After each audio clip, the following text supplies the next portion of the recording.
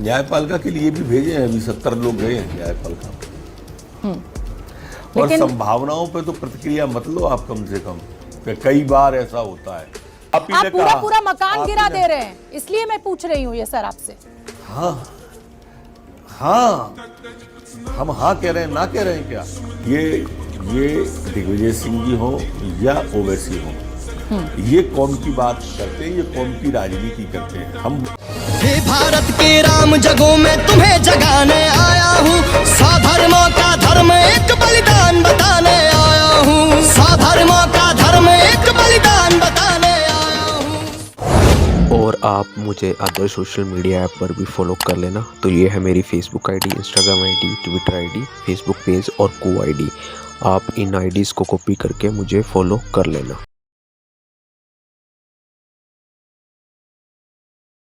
नरोत्तम मिश्रा जी, बहुत बहुत स्वागत नरोत्तम मिश्रा जी, और धन्यवाद कि आपने हमारे लिए समय निकाला। मेरा पहला सवाल आपसे यह है कि आप कहते हैं कि पत्थर फेंकने वालों के घरों को पत्थर में तब्दील कर दिया जाएगा। इस देश में सजा का रास्ता कानून और अदालतों के जरिए गुजरता है।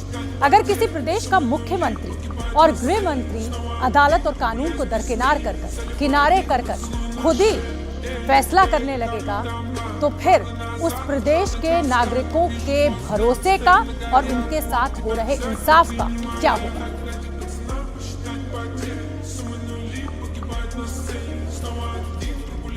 पूरे इंसाफ का ध्यान रखा जा रहा है, पूरे कानून का ध्यान रखा जा रहा है, और उसके बाद में विजुअल और फुटेज देखे जा रहे हैं। जो दंगाई है उन पर कार्रवाई हो रही है, बाकी सब सुरक्षित है। नरोत्तम जी, दंगाइयों पर आप सख्त कार्रवाई कर रहे हैं और ये अच्छा भी है, होनी भी चाहिए, लेकिन अदालत भी है इस देश में, न्यायपालिका भी है। अगर सारा काम सरकारें ही कर लेंगी, सब कुछ सरकारें ही तय कर लेंगी, तो फिर न्यायपालिका की क्या जरूरत रहेगी?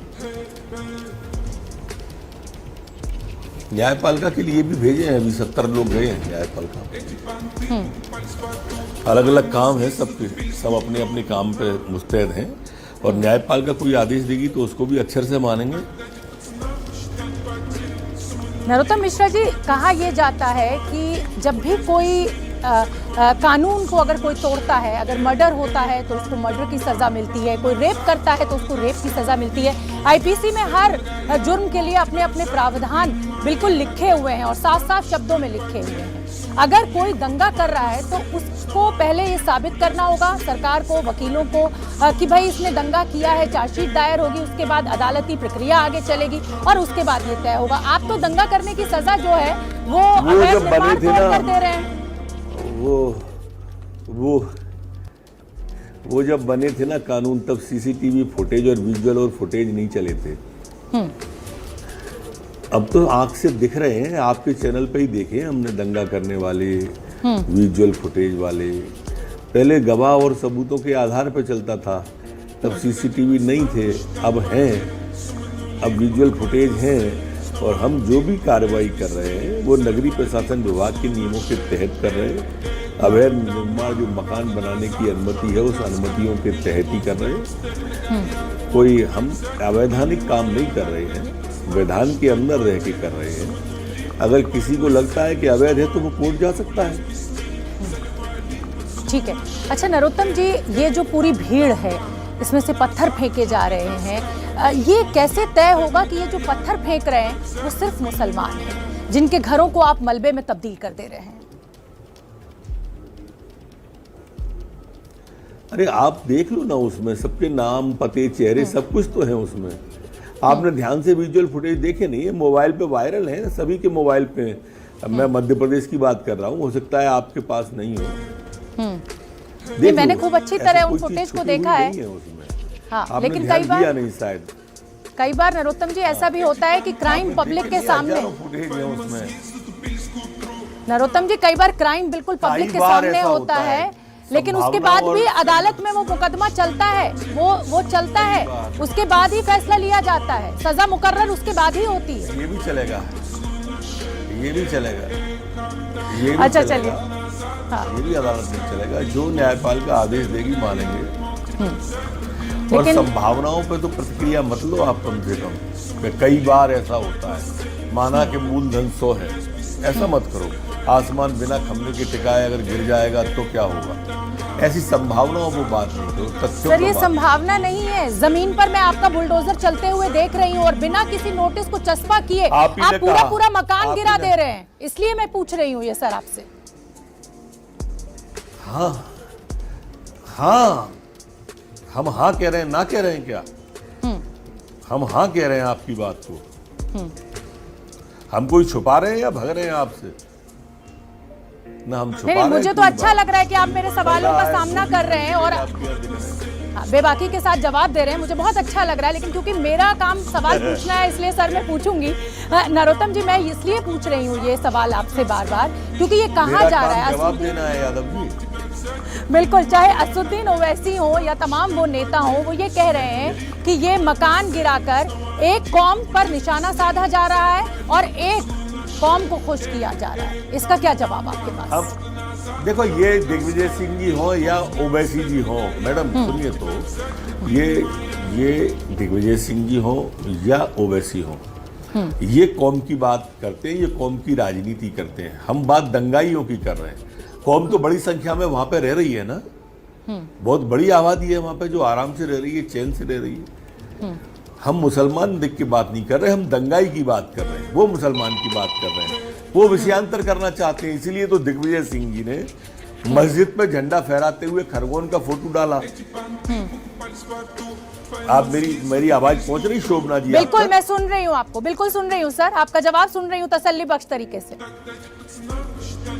तो उन्होंने आदरणीय शोभना जी, मेरी प्रार्थना इतनी है कि ये लोग राजनीति इस तरह की करते हैं। इसीलिए दिग्विजय सिंह जी ने जो ट्वीट किया कल सुबह, वो मस्जिद में झंडा फहराने का, भगवा झंडा फहराने का किया।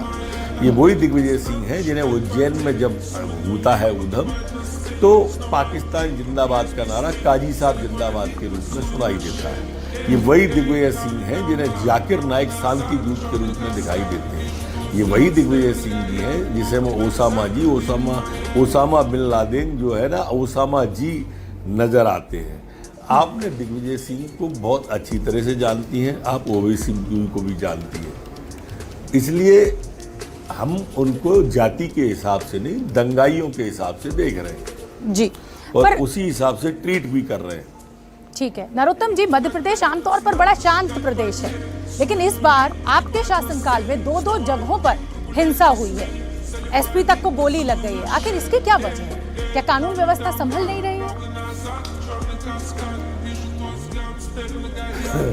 शांत प्रदेश था, शांत प्रदेश है, शांत प्रदेश रहेगा। एक क्षणिक घटना हुई थी, जो घटना अब समाप्त हो गई है, पूरी तरह से वहां पर शांति है, सब लोग अमन चैन के साथ रह रहे हैं। उधर आप ही के मित्र हैं मुख्यमंत्री योगी आदित्यनाथ, वो कह रहे हैं कि भाई उत्तर प्रदेश में भाईचारा देखिए, वहां के भाईचारा की मिसाल दे रहे हैं। कह रहे हैं कि उत्तर प्रदेश में 800 से ज्यादा शोभा यात्राएं निकाली गई, लेकिन कहीं कुछ भी नहीं हुआ। वो सही भी हैं? फिर मध्य प्रदेश में ऐसा होना क्या सरकार की नाकामी नहीं कहा जाएगा?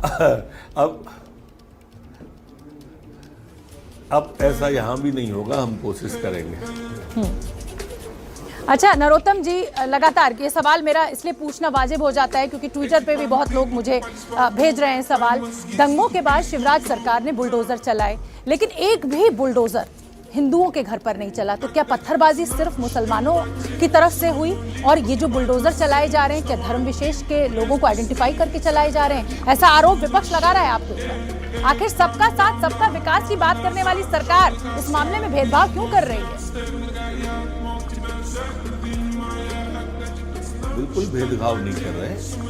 क्रिया पर अगर प्रतिक्रिया होती है तो वो अपराध नहीं होता है उतना बड़ा। क्रिया किसने की, ये मूल अपराध है। प्रारंभ कहाँ से हुआ, घटना क्यों घटित हुई, ये इसकी मूल बात है। मैं समझता हूँ आप समझ गई होंगी मेरी बात को। सर, खबर यह भी है कि खरगोन प्रशासन ने खसखसवाड़ी इलाके में हसीना बी नाम की एक महिला का घर भी तोड़ दिया है, जबकि उनको ये जो घर था वो प्रधानमंत्री आवास योजना के तहत अलॉट हुआ था। तो क्या प्रधानमंत्री आवास योजना का घर भी अतिक्रमण की गई जमीन पर बना था?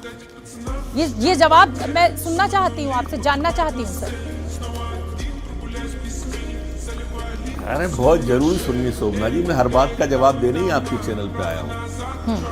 आप आवेश में मत आइए, प्रसन्नता से पूछिए, मैं हर सवाल का जवाब दूंगा। इनका अगर आप विजुअल देखेंगे तो मैं मुस्कुरा रही हूँ। बी कह रही है ना आप? जी, मैं बिल्कुल आवेश में नहीं हूँ वो नरोत्तम दिख जी। नहीं पा रहे मुझे, मैं दिख रहा हूँ आपको, दिक्कत ये है। जी जी बताइए। ये शोभना फारूक नाम है इसका, ठीक है। शोभना बी नाम नहीं है, शोभना फारूक नाम है। हसीना भी, इसको हसीना जो भी सर। मकान के लिए राशि दी गई थी वो जिस हसीना बी तो ये जो हसीना बी नहीं नाम है, हसीना फारूक नाम है। जी हसीना फारूक जी को, आदरणीय को, जो जगह स्थान पर मकान बनाने को दिया गया था वहां इसने नहीं बनाया। एक दूसरी जगह जो 2 करोड़ रुपए की थी वहां इसने वो मकान बनाया। ये घटना घटने के पहले 7 तारीख को, 7 दिन पहले उनको नोटिस दे दिया था उसको डिमोलाइज करने का, इसलिए इससे न जोड़ा जाए उसको। और आप मुझे अदर सोशल मीडिया ऐप पर भी फॉलो कर लेना। तो ये है मेरी Facebook ID, Instagram ID, Twitter ID, Facebook page और को आईडी। आप इन आईडीज को कॉपी करके मुझे फॉलो कर लेना। कर दो यार, तुम्हारे पैसे थोड़ी ना कट रहे, कर दो। कर दो यार, तुम्हारे पैसे थोड़ी ना कट रहे, कर दो। कर दो यार, तुम्हारे पैसे थोड़ी ना कट रहे, कर दो। कर दो यार, तुम्हारे पैसे थोड़ी ना कट रहे, कर दो।